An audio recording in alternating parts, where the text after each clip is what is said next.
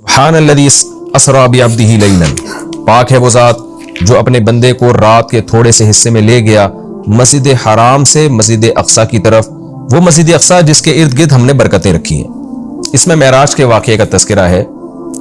رسول اللہ صلی اللہ علیہ وسلم کو نبوت ملنے کے بعد اور ہجرت سے پہلے رات میں جبریل علیہ السلام آئے۔ احادیث میں یہ مضمون بہت واضح ہے، قرآن میں بہت اجمال ہے، ڈیٹیل نہیں ہے۔ احادیث میں بخاری مسلم کی صحیح احادیث ہیں، بہت کثیر روایات ہیں جن میں بہت ڈیٹیل کے ساتھ اللہ نے نبی صلی اللہ علیہ وسلم نے اس مضمون کو بیان کیا، اور قرآن میں اجمالی بیان ہوا ہے۔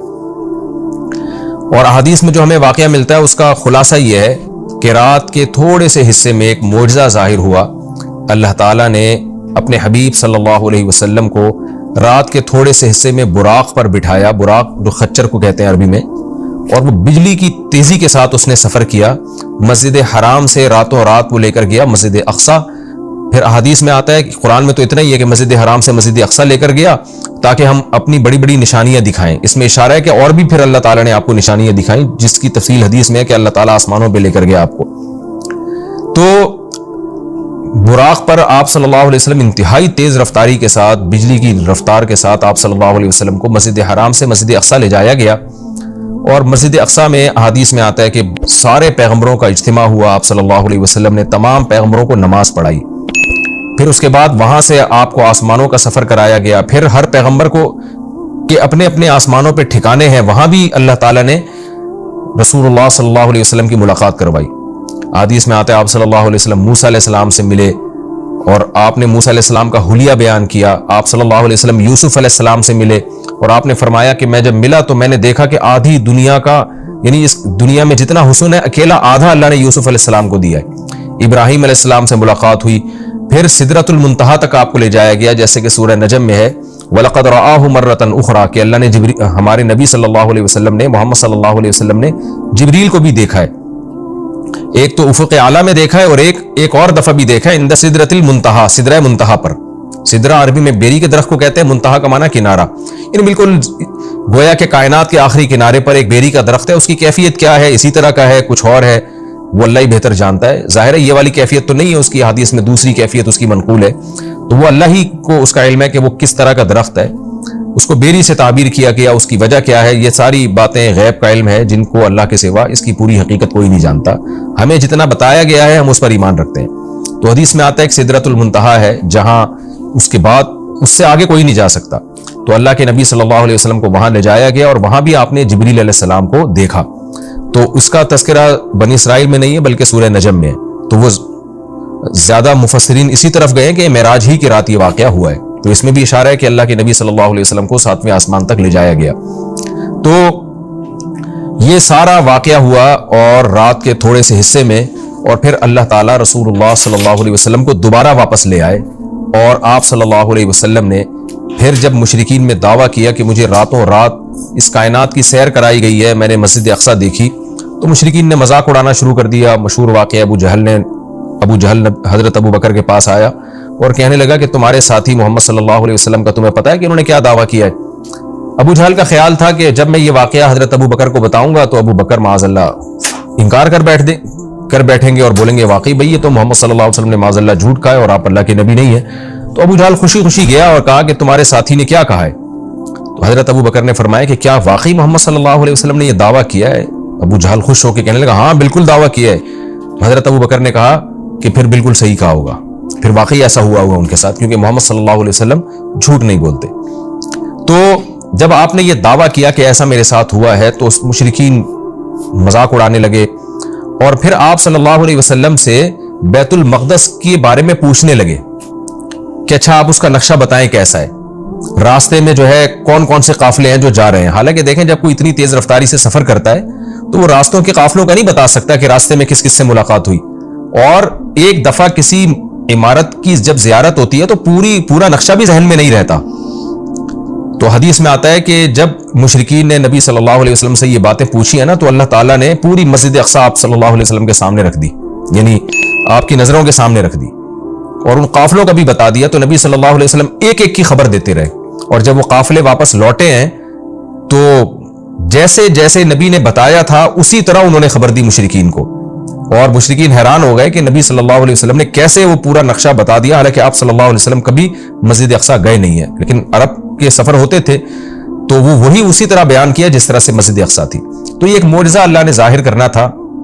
اس میں بہت ساری حکمتیں تھیں اور اس میں بہت سارے مضامین ہیں. سب سے پہلا سوال اس میں عام طور پر کیا جاتا ہے کہ اللہ کے حبیب صلی اللہ علیہ وسلم نے اللہ کی زیارت معراج کی رات کی یا نہیں کی. اس بارے میں دونوں طرف روایات ہیں، کوئی مضبوط بات ہمیں اس بارے میں ملتی نہیں ہے کہ زیارت ہوئی ہے. جن احادیث میں آتا ہے کہ زیارت کی وہ قابل تعویل ہیں اور بعض روایتوں میں صراحتاً نفی ہے. اس لیے اس بارے میں کوئی بھی شخص کوئی بھی نظریہ رکھ لے تو رکھ سکتا ہے. میرا اپنا رجحان یہ ہے کہ کسی مضبوط دلیل سے یہ ثابت ہوتا نہیں ہے کہ ہمارے حبیب صلی اللہ علیہ وسلم نے اس رات میں واقعی اللہ کی زیارت کی ہے. کوئی مضبوط روایت نہیں ہے، اور جو نفی کی روایتیں ہیں وہ زیادہ مضبوط ہیں، واللہ عالم. دوسرا یہ کہ اس میں حکمت کیا تھی، تو پہلی حکمت تو یہی تھی کہ نبی کا ایک معجزہ ظاہر کرنا تاکہ عربوں کو آپ کی نبوت پہ یقین آئے معجزات کے ذریعے. دوسری ایک بہت بڑی حکمت علماء نے یہ بیان کی ہے کہ اللہ تعالیٰ کیونکہ نبی صلی اللہ علیہ وسلم کو آخری نبی اور سب سے افضل نبی بنایا، تو آپ کے ساتھ ایک ایسا معجزہ ظاہر کیا گیا کہ جس سے آپ کا مقام تمام پیغمبروں سے بلند ہونا ثابت ہو جائے.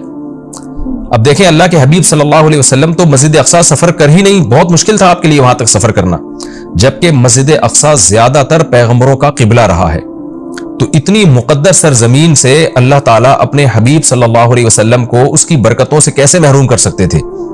تو اللہ تعالیٰ کی حکمت نے یہ تقاضا کیا کہ وہ سرزمین جو موسیٰ کلیم اللہ کا قبلہ رہی ہے، جو ابراہیم علیہ السلام جہاں نماز پڑھا کرتے تھے، جہاں یعقوب علیہ السلام، اسماعیل علیہ السلام، اسحاق علیہ السلام اور عیسیٰ علیہ السلام یہ سارے پیغمبر گزرے، تو اس زمین کی برکت نبی صلی اللہ علیہ وسلم بھی حاصل کریں. ایک تو یہ، اور دوسرا اس زمین کو پیغمبر کی برکت بھی ملے، یعنی اس زمین کی فضیلت میں اور اضافہ ہو کہ اتنے سارے پیغمبر یہاں آئے ہیں، تو یہ کیسے ہو سکتا ہے کہ محمد صلی اللہ علیہ وسلم کے قدم یہاں نہ ہو، تاکہ اس بیت المقدس کی فضیلت اور زیادہ بڑھ جائے. یہ نہ کہا جا سکے کہ یہ جگہ تمام پیغمبر تو آئے مگر محمد صلی اللہ علیہ وسلم نہیں آئے. تو اللہ نے اس جگہ کو بھی مزید برکتیں دی اور محمد صلی اللہ علیہ وسلم کی برکتوں میں بھی اللہ نے اضافہ کیا تاکہ آپ کی فضیلت ثابت ہو جائے. دوسرا یہ کہ وہاں جا کے تمام پیغمبروں کی امامت کروائی گئی ہے. اس سے بھی پیغمبر صلی اللہ علیہ وسلم کی فضیلت کو ثابت کرنا مقصد تھا کہ کیونکہ امام سب سے افضل کو بنایا جاتا ہے، تو آدم علیہ السلام سے لے کر حضرت عیسیٰ روح اللہ تک تمام پیغمبروں کو نبی کی قیادت میں نماز پڑھوائی گئی، نبی کی امامت میں، تاکہ پریکٹیکلی پیغمبر صلی اللہ علیہ وسلم کی امامت ثابت ہو. اور یہ بات، یہ مضمون بتا دیا جائے کہ محمد صلی اللہ علیہ وسلم کے دنیا میں آنے کے بعد اب امامت یہ پیغمبر صلی اللہ علیہ وسلم کا حق ہے. جیسے کہ حدیث میں آتا ہے لو کان موسیٰ حیا لما وسعہ الا اتباعی، کہ اگر موسیٰ بھی زندہ ہوں تو میری اتباع کے بغیر چارہ نہیں ہے. تبھی حضرت عیسیٰ بھی قرب قیامت میں آئیں گے نا، تو آپ صلی اللہ علیہ وسلم ہی کو وہ فالو کریں گے. تو اس کا ایک عملی نمونہ پیش کرنا تھا کہ لوگ اب نبی جب دنیا میں آ گئے ہیں محمد صلی اللہ علیہ وسلم، تو تمام شریعتیں منسوخ، اب آپ صلی اللہ علیہ وسلم ہی کو سب نے فالو کرنا ہے. تو یہ ساری حکمتیں تھیں جس کے لیے معراج کا واقعہ وجود میں لایا گیا. الذی بارکنا حولہ، تو اس آیت سے تو یہ پتہ چلتا ہے نا کہ اللہ تعالیٰ اپنے حبیب صلی اللہ علیہ وسلم کو مسجد اقصیٰ تک لے کر گئے، اور حکمت کیا تھی وہ میں نے بتا دیا آپ کو. لیکن اس کے کچھ فقہی احکام بھی ہیں، ان کا سمجھنا بھی ضروری ہے. قرآن کی جو نص ہے نا بالکل واضح آیت، اس میں تو اللہ تعالیٰ نے مسجد حرام سے مسجد اقصیٰ تک کے سفر کا تذکرہ کیا ہے، اور صاف طور پر اللہ کیا کہتے ہیں، اسرا بعبدہ، وہ ذات جو اپنے بندے کو لے کر گئی. یہ بات خوب اچھی طرح سمجھ لیں کہ بعض حضرات اس بات کے شروع میں قائل رہے ہیں، بہت تھوڑی سی جماعت ہے، کہ معراج جو ہے یہ خواب میں ہوئی ہے. لیکن پھر امت کا اس پر اجماع ہو گیا دلائل کی روح سے کہ معراج خواب میں نہیں ہے بلکہ جسمانی ہے. لہذا پوری امت کا تمام فقہا محدثین کا اس پر اجماع ہوا کہ یہ خواب میں نہیں ہوا بلکہ یہ جسمانی، یعنی آپ کو جسد اطہر کے ساتھ لے جایا گیا ہے.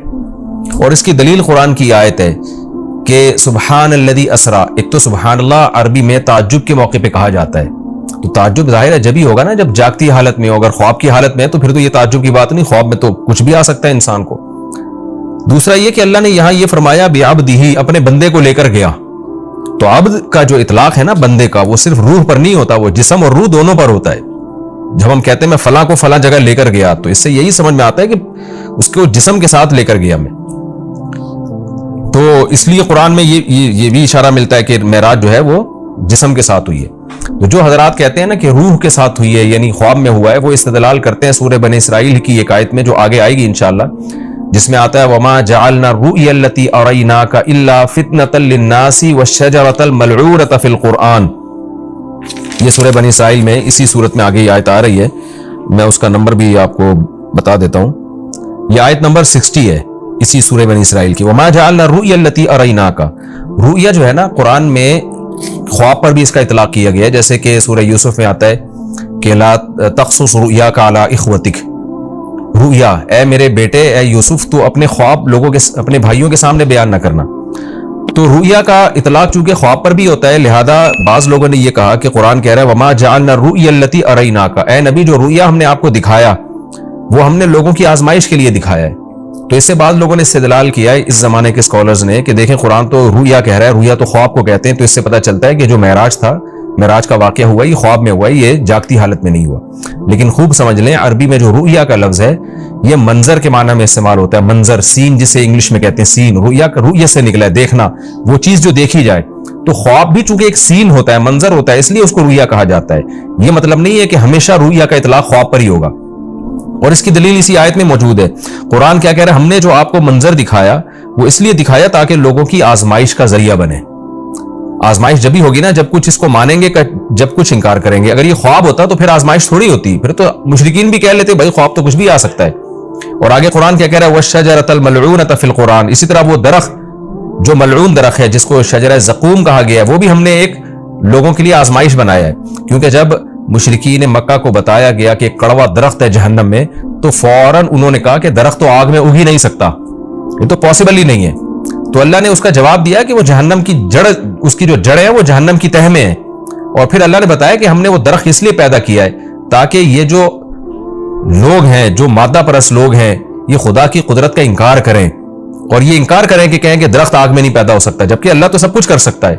تو اب دیکھیں قرآن کیا کہہ رہا ہے کہ ہم نے جو ملعون درخت ہے وہ بھی لوگوں کے لیے فتنہ بنایا. کیا مطلب؟ اسباب کی دنیا میں وہ بھی پاسبل نہیں ہے کہ ایسا ہو، تبھی تو فتنہ ہے، تبھی تو آزمائش ہے. ایمان والے اس درخت کے وجود کے قائل ہوں گے، اور احمق اور بیوقوف جو خدا کی قدرت کا انکار کرتے ہیں وہ انہیں اس کی کوئی سائنسی لاجک سمجھ میں نہیں آئے گی تو وہ انکار کر دیں گے. تو اب قرآن نے معراج کے واقعے کو اور جو زقوم کا درخت ہے، آیت نمبر 60 سورہ بنی اسرائیل کی آیت نمبر 60، جی ہاں، اس صورت میں ایک ہی مقام پہ بیان کیا ہے. تو کیا مطلب؟ دونوں کا وقوع اس کی کوئی لاجک بنتی نہیں ہے، دونوں سیم ہے. یعنی معراج کا واقعہ اور جہنم میں درخت کا پیدا ہونا یہ دونوں عقل سے بالاتر چیزیں ہیں. لہذا جو خدائی قدرت کے قائل ہیں وہ اس کا اقرار کریں گے، جو خدائی قدرت کے قائل نہیں ہے وہ ان دونوں واقعات کا انکار کر دیں گے. تو اس سے بھی پتہ چلتا ہے کہ معراج جسم کے ساتھ ہوئی ہے، کیونکہ اگر اس کو خواب میں مان لیا جائے تو پھر یہ اس کی کوئی سائنسی دلیل لینے کی ہمیں ضرورت نہیں رہتی، کیونکہ خواب میں انسان کچھ بھی کر سکتا ہے، سب کچھ ہو سکتا ہے خواب میں اس کے ساتھ. تو یہ واضح قرائن ہے اس بات کے کہ خواب یہ جو معراج ہوئی ہے رسول اللہ صلی اللہ علیہ وسلم کو، یہ جسد اطہر کے ساتھ ہوئی ہے. یہ صرف روح کو آسمان میں نہیں لے جایا گیا اور صرف جو ہے خواب میں یہ کام نہیں ہوا، بلکہ جسد اطہر کے ساتھ یہ کام ہوا ہے. اور حضرت عائشہ رضی اللہ تعالی عنہ سے ایک روایت ہے جس میں آتا ہے کہ رسول اللہ صلی اللہ علیہ وسلم کا جسد اطہر ما فقیدہ، اس طرح کے الفاظ ہے، صحیح حدیث ہے کہ وہ گم نہیں پایا گیا. تو بعض لوگوں نے اس سے استدلال کیا کہ امی عائشہ کو یہ دعویٰ کر رہی ہے کہ نبی صلی اللہ علیہ وسلم کا جسد وہ گم نہیں پایا گیا، لہذا جسد وہیں تھا اور روح کو معراج ہوئی ہے. تو یہ خوب سمجھ لیں حضرت عائشہ کے کلام کا یہ مفہوم نہیں ہے. حضرت عائشہ کے کلام کا وہی مفہوم لیا جائے گا نا دیگر احادیث سے ثابت ہوتا ہے. تو مطلب یہ ہے کہ اتنی تھوڑی دیر کے لیے وہ جسم بستر سے غائب ہوا ہے کہ گم نہیں پایا گیا، یعنی کسی نے آپ کو تلاش کرنے کی کوشش نہیں کی. ورنہ اتنا بڑا واقعہ ہو کہ آپ مسجد اقصیٰ میں جا رہے ہیں اور ساتوں آسمانوں کی آپ کو سیر کرائی جا رہی ہے تو اشکال ہوتا ہے نا کہ پھر تو جسم آپ کا غائب ہونا چاہیے تھا. لوگ تلاش کرتے کہ بھئی رسول اللہ صلی اللہ علیہ وسلم تو یہاں تھے، اب گئے کہاں اتنے ٹائم کے لیے. تو اتنا تھوڑے عرصے میں یہ آنن فانن بجلی کی رفتار کے ساتھ ہوا ہے کہ رسول اللہ صلی اللہ علیہ وسلم کو تلاش کرنے کی کوشش نہیں کی گئی. ایک سیکنڈ کے بھی ہو سکتا ہے، ہزارویں حصے کے اندر یہ کام ہوا. اب رہا یہ مسئلہ کہ یہ کام سیکنڈ کے ہزارویں حصے میں ہو کیسے گیا. جب اتنے واقعات ہوئے، مسجد اقصیٰ میں آپ گئے، اتنا لمبا سفر، پھر وہاں اپنے پیغمبروں کو نماز پڑھائی، پھر وہاں سے آپ کو آسمانوں کی سیر کرائی گئی، مختلف آسمانوں پہ دوبارہ سے مختلف پیغمبروں سے ملاقات ہوئی، اور یہ سارا واقعہ ہونے کے بعد دوبارہ براق پہ بجلی کی رفتار کے ساتھ آپ کو لایا گیا اور پھر آسمان میں آکسیجن کہاں تھی، اور ایک چیز اتنی اسپیڈ کے ساتھ چلے گی وہ تو ہوا میں رگڑ کھا کے جو ہے ہلاک ہو جائے گی، جیسے کہ وہ خچر تھا یا جو براق تھا. تو یہ ساری چیزیں کیسے ممکن ہیں؟ تو ان تمام باتوں کا جواب اللہ نے سبحان الذی میں دے دیا کہ سبحان الذی، وہ ذات ہر عیب سے پاک ہے جس نے یہ کام کیا. کیا مطلب؟ یہ انسانوں کے لیے ناممکن ہے، اللہ کے لیے ناممکن نہیں ہے، کیونکہ اللہ تعالیٰ عیب سے پاک ہے، اور عاجز ہونا، کسی کام کو نہ کر سکنا، یہ بھی ایک عیب ہے. تو یہ عیب انسانوں میں پایا جاتا ہے، یہ اللہ میں نہیں پایا جاتا. اسی لیے بار بار یہ بات کہی جاتی ہے کہ معجزہ یا کرامت یہ اللہ کی قدرت کی دلیل ہوتی ہے، یہ پیغمبر کی یا انسانوں کی قدرت کی دلیل نہیں ہوتی، یا بزرگوں کی قدرت کی دلیل نہیں ہوتی، یہ اللہ کی قدرت کی دلیل ہے. تو اللہ سب کچھ کر سکتا ہے. اور اس میں ایک علمی نقطہ مفسرین نے بہت زبردست بھی بیان کیا کہ دیکھیں، اللہ نے محمد صلی اللہ علیہ وسلم کے لیے عبد کا لفظ استعمال کیا اور اپنے لیے سبحان اللہ کا لفظ استعمال کیا. یعنی یہ بتا دیا کہ معراج کا واقعہ جو وقوع میں آیا ہے، اس سے محمد صلی اللہ علیہ وسلم کا عبد ہونا اس میں کمی نہیں ہوئی، بلکہ آپ تو اللہ کے غلام ہیں، عبد ہیں. تو یہ آپ کی طاقت اور قدرت کی دلیل نہیں ہے، کیونکہ آپ تو غلام ہیں، عبد ہیں، سارے انسان اللہ کے عبد ہیں. تو یہ اللہ کی قدرت کی دلیل ہے. یہ بھی ایک اہم پوائنٹ کی بات ہے کہ اس میں کوئی شرک نہ کرنا شروع کر دے اور یوں نہ کہے کہ محمد صلی اللہ علیہ وسلم اتنے طاقتور ہیں کہ رات کے تھوڑے سے حصے میں وہ بیت المقدس بھی چلے گئے اور ساتوں آسمانوں کی سیر بھی کر کے آ گئے، تو کوئی محمد صلی اللہ علیہ وسلم کی عبادت نہ شروع کر دے. اس لیے اللہ نے بتا دیا کہ بھائی یہ سبحان اللہ، اللہ ہر عیب سے پاک ہے، محمد صلی اللہ علیہ وسلم تو عبد ہے، عبد ہی رہیں گے. اللہ نے آپ کو عبد بنایا، تو عبد کی عبادت نہیں ہوتی، عبادت معبود کی ہوتی ہے. اب میں آگے چلتا ہوں. یہ میں نے مختصر معراج کا واقعہ بیان کیا. باقی معراج کس رات کو ہوئی خوب سمجھ لیں، اس بارے میں کوئی مستند روایت موجود نہیں ہے، یعنی اس کی اسپیسیفک تاریخ کہ کس تاریخ کو یہ واقعہ وجود میں آئے. 27 رجب لوگوں نے خود گھڑی بھی ہے، اس پر کوئی صحیح حدیث موجود نہیں ہے. تو ہمیں بس اتنا ایمان ہے کہ معراج کا واقعہ ہوا ہے. اچھا، نبی صلی اللہ علیہ وسلم کے مسجد حرام سے مسجد اقصیٰ تک جانے کے عمل کو اسراء کہا جاتا ہے، اور مسجد اقصیٰ سے ساتویں آسمان تک جانے کے عمل کو معراج کہا جاتا ہے.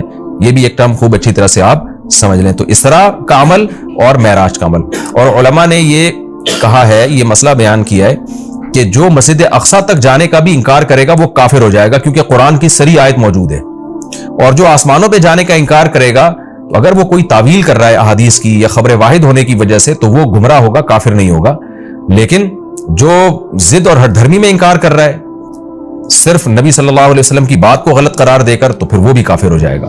تو اس لیے معراج کا یعنی مسجد حرام سے مسجد اقصیٰ تک جانے کا تو قرآن میں چونکہ صراحتاً ذکر ہے، اس کا انکار تو بالکل قرآن کا انکار کہلائے گا. اور جو احادیث کا انکار کرتا ہے، تو اگر کوئی تعویل کرتا ہے تو گمراہ کہلائے گا، تعویل نہیں کرتا تو پھر وہ بھی کافر کہلائے گا.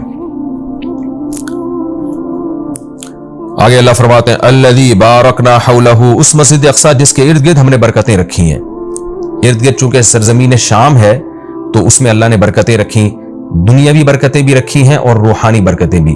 روحانی برکتیں یہ ہیں کہ جتنے پیغمبر اس سرزمین میں آئے کسی دوسری زمین میں نہیں آئے، اور جتنے پیغمبروں کی وہاں قبریں ہیں سرزمین شام میں اور بیت المقدس میں، اتنی قبریں پیغمبروں کی کہیں نہیں ہیں، کسی اور جگہ پہ اتنی قبریں نہیں ہیں. اور دنیاوی برکتیں کیا ہیں کہ وہاں کی پیداوار، وہاں کی ہوا وہ بہت صحت کے لیے مفید ہے. انار، وہاں کا زیتون، وہاں کی انجیر، یہ سارے ایسے برکت والے پھل اللہ وہاں پیدا کرتا ہے اور بہت وافر مقدار میں. میں ترکی کے میں شام کے بارڈر تک گیا ہوں. پہلے تو شام کا علاقہ بہت وسیع تھا، تو یہ تو اب جو شام ہے یہ تو تھوڑا سا رہ گیا ہے. نبی صلی اللہ علیہ وسلم کے دور کا جو شام ہے وہ تو بہت وسیع رقبہ تھا. تو وہ ترکی کے بارڈر پہ جب آپ جاتے ہیں اور شام کی سرزمین ملتی ہے تو آپ کو اندازہ ہوتا ہے وہاں کی ہوا میں ایک خاص قسم کی ایک محسوس ہوتا ہے انسان کو اپنی صحت، اور ایک خاص قسم کی خوشبو محسوس ہوتی ہے. اور زیتون بہت کثرت سے پیدا ہوتا ہے، انجیر بہت کثرت سے پیدا ہوتا ہے، انار بہت کثرت سے پیدا ہوتا ہے. وہاں کے لوگوں کی صحتیں، ان کے چہروں کی فریشنس وہ صاف بتا رہی ہوتی ہے کہ اللہ نے زمین میں جسمانی برکتیں بھی بہت زیادہ رکھی ہیں. اور علماء نے لکھا ہے کہ اللہ نے جب یہ بتایا نا کہ مسجد اقصیٰ کے ارد گرد برکتیں، تو اس سے خود بخود یہ ثابت ہوتا ہے کہ جس مسجد کے مبارک ہونے کی وجہ سے اس کے ارد گرد اتنی برکتیں ہیں، تو خود اس مسجد میں کتنی برکتیں ہوں گی. تو وہ مسجد بہت زیادہ برکت والی ہے. تبھی حدیث میں آتا ہے کہ جو مسجد حرام میں نماز پڑھتا ہے اسے 1,00,000 نمازوں کا ثواب ملتا ہے، اور جو مسجد اقصیٰ اور مسجد نبوی میں نماز پڑھتا ہے اسے 1,000. اور بعض روایات میں آتا ہے مسجد اقصیٰ میں 50,000 اور مسجد نبوی میں 1,000. اور یہ بھی رسول اللہ صلی اللہ علیہ وسلم کی صحیح حدیث ہے، لا تشد الرحال الا الى 3 مساجد، کہ سفر کیا جائے گا صرف 3 مسجدوں کی طرف. کیا مطلب؟ وہ سفر جو بنیت عبادت ہو، بنیت عبادت، یعنی 3 مسجدیں ایسی ہیں جن کی طرف سفر کر کے ان مسجدوں کی زیارت کرنا ہی عبادت ہے۔ ویسے تو کوئی بھی مسجد ہو، آپ ویسے دیکھنے کے لیے چلے جائیں، اس کو سفر کر کے بھی انسان جا سکتا ہے ویسے دیکھنے کے لیے بھئی مسجد کیسی بنی ہے، خوبصورت ہے یا نہیں، لیکن اعلیٰ وجہ تقرب، یعنی وہ سفر جو بطور عبادت کے ہوگا، ان میں صرف 3 مسجدیں ایسی ہیں جن کی طرف زیارت کے لیے سے جانا ہی بذات خود شریعت میں مقصود ہے اور ایک عبادت ہے، اور ان میں جا کے نماز پڑھنے کی اضافی بہت زیادہ فضیلت ہے۔ تو وہ 3 مسجدیں ہیں، آپ نے فرمایا ایک مسجد حرام، ایک مسجد اقصی اور ایک مسجد نبوی۔ تبھی مسلمان جب تک مسجد اقصی آزاد نہیں تھی تو مسلمان مسجد اقصی بھی سفر کر کے جایا کرتے تھے، مسجد حرام بھی، اور مسجد نبوی تک تو الحمدللہ بھی جاتے ہیں، اور اللہ سے ہم دعا کرتے ہیں کہ اللہ تعالیٰ مسجد اقصی کو دوبارہ آزاد کرائے تاکہ ہمیں بھی وہاں جا کے نماز نصیب ہو اور مسجد اقصی کی ہمیں بھی زیارت نصیب ہو۔ یہ ہر مسلمان کی تمنا ہے، اور بہت سے لوگوں کو اللہ نے یہ توفیق دی ہے، وہاں جاتے ہیں، اور بہت سے لوگ اس زیارت سے محروم ہیں۔ تو ہم یہ دعا کرتے ہیں کہ اللہ تعالیٰ وہ مبارک مسجد جس کی طرف اللہ اپنے حبیب صلی اللہ علیہ وسلم کو معجزاتی طور پر لے کر گیا، اور خاص طور پر ہمارے حبیب صلی اللہ علیہ وسلم کو وہاں نماز پڑھوائی گئی معجزاتی طور پر، اللہ ہمیں بھی اس مقدس سرزمین کی زیارت کی توفیق نصیب فرمائے اور ہمارے لیے آسان فرمائے۔ آگے اللہ فرماتے ہیں لِنُرِيَهُ مِنْ آیَاتِنَا، ہم نے یہ سفر اس لیے کرایا تاکہ ہم محمد صلی اللہ علیہ وسلم کو اپنی نشانیوں میں سے کچھ نشانیاں دکھائیں۔ وہ نشانیاں یہی ہیں کہ جو معراج کی رات آپ کو دکھائی گئی، پیغمبروں کی زیارت کروائی گئی، جنت جہنم دکھائی گئی، تو یہ ساری بڑی بڑی نشانیاں تھیں۔ خود معراج خود ایک بڑی نشانی ہے۔ إِنَّهُ هُوَ السَّمِيعُ الْبَصِيرُ، اللہ تعالیٰ خوب سننے والا اور دیکھنے والا ہے۔ یعنی انسان تو محتاج ہے کہ جب تک اسے سنایا نہ جائے وہ سن نہیں سکتا، دکھایا نہ جائے وہ دیکھ نہیں سکتا۔ تو پیغمبر صلی اللہ علیہ وسلم بھی خود سے نشانیاں نہیں دیکھ سکتے، اللہ نے دکھائی، اللہ نے سنائی، لیکن اللہ وہ ذات ہے جو سمیع بھی ہے اور بصیر بھی، اسے وہ ہر وقت ہر چیز کو دیکھ بھی رہا ہے اور ہر وقت ہر چیز کو سن بھی رہا ہے۔ آگے اللہ تعالیٰ ارشاد فرماتے ہیں وَآتَيْنَا مُوسَى الْكِتَابَ، یہ پیغمبروں کا سلسلہ نیا نہیں ہے، پرانا ہے۔ ہم نے محمد صلی اللہ علیہ وسلم کو جیسے کتاب دی ہے اور محمد صلی اللہ علیہ وسلم کو نشانیاں دکھا رہے ہیں، تو آپ سے پہلے موسیٰ علیہ السلام کو بھی ہم کتاب دے چکے ہیں۔ اور بیت المقدس کا تذکرہ ہے نا، تو یہودی بیت المقدس پہ ہمیشہ سے دعویٰ کرتے رہے کہ بیت المقدس تو ہمارا ہے اور اس میں تو ہمارے پیغمبر مدفون ہیں، تو اس کا بھی اللہ جواب دے رہے ہیں کہ ہم نے اہل یہودیوں کو کتاب دی تھی، مگر انہوں نے کتاب کا حشر کیا۔ تو آگے پورے رکوع میں اسی کی تفصیل ہے کہ کس طرح انہوں نے خدا کی نافرمانی کی ہے، جس کے نتیجے میں اللہ نے ان سے یہ خلافت چھینی ہے اور بیت المقدس ان سے چھینا گیا ہے، تو اسی کا تذکرہ ہے۔ وَآتَيْنَا مُوسَى الْكِتَابَ، ہم نے موسیٰ کو کتاب دی، وَجَعَلْنَاهُ هُدًى، اور ہم نے ہدایت بنایا تھا اس کتاب کو، لِبَنِي اسرائیل، بنی اسرائیل کے لیے، اللہ تتخذوا من دونی وکیلا، اور ان سے کہا تھا میرے سوا کسی کو کارساز نہ بنانا، اللہ ہی سے دوستی لگانا، اللہ ہی کو اپنا وکیل یعنی کارساز سمجھنا کہ اللہ ہی تمہارے کام بنائے گا بگاڑے گا، لہذا اللہ ہی سے بنا کے رکھنا ہے۔ وکیل کہتے ہیں جو آپ کے کام بنانے والا ہوتا ہے۔ تو جب اللہ پہ اعتماد اور توکل کرو گے، اللہ ہی کو کارساز سمجھو گے، تو اس پہ ظاہر ہے اس کی اطاعت بھی کرو گے نا، مگر یہودیوں نے ایسا نہیں کیا۔ آگے اللہ خطاب کرتے ہیں ذریۃ من حملنا مع نوح، اے وہ لوگوں جن کو ہم نے نوح کے ساتھ سوار کیا تھا، اے ان کی ذریت، یعنی اللہ تعالیٰ ہم سب سے پوری انسانیت سے خطاب کر رہے ہیں کہ تم وہ لوگ ہو جن کو ہم نے نوح کے ساتھ کشتی میں سوار کیا تھا، ان کی اولادیں ہو تم۔ نوح علیہ السلام کے ساتھ کشتی میں بہت سے لوگ سوار ہوئے تھے، ان میں نوح علیہ السلام کے 3 بیٹے بھی تھے، حام، سام اور یافس، جن کا نام بیان کیا جاتا ہے۔ تو باقی ساری نسل انسانیت کی انہی 3 بیٹوں سے چلی ہے۔ تو وہ چونکہ کشتی میں نوح علیہ السلام کے ساتھ سوار تھے، اس لیے اللہ نے کہا کہ تم اے انسانوں، تم ان کی نسلیں ہو جن کو نوح علیہ السلام کے ساتھ ہم نے کشتی میں سوار کیا تھا، جو ان کے 3 بیٹے تھے۔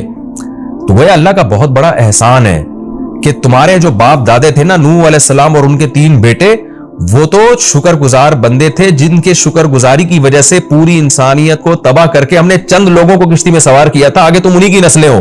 اگر وہ شکر گزار نہ ہوتے تو تمہیں بھی زندگی اور حیات نہ ملتی، اس لیے آگے فرمایا انہ کان عبدا شکورا، نوح تو اللہ کے شکر گزار بندے تھے، تو تم انہی کی اولاد ہو جن کو ہم نے کشتی میں سوار کیا۔ تو گویا کشتی میں سوار کرنے والوں پر بھی ہم نے احسان کیا اور تم پر بھی ہم نے احسان کیا، کیونکہ اگر ان کو ہم کشتی میں سوار نہ کرتے اور طوفان میں غرق کر دیتے تو تم بھی پیدا نہ ہوتے۔ تو اللہ تعالیٰ ہمیں ترغیب دے رہے ہیں کہ تمہارے باپ شکر گزار تھے، جن کی وجہ سے ان کو اور ان کے بیٹوں کو میں نے کشتی میں سوار کر کے بچایا، تو انہی کی وجہ سے میں نے تمہیں بھی بچایا۔ تو اے ان لوگوں کی ذریت، اے ان لوگوں کی نسلوں جن کو میں نے نوح کے ساتھ کشتی میں سوار کیا تھا، نوح شکر گزار آدمی تھے۔ تو کیا مطلب، تم بھی میری ان آیات کو غور سے سنو اور تم بھی شکر گزار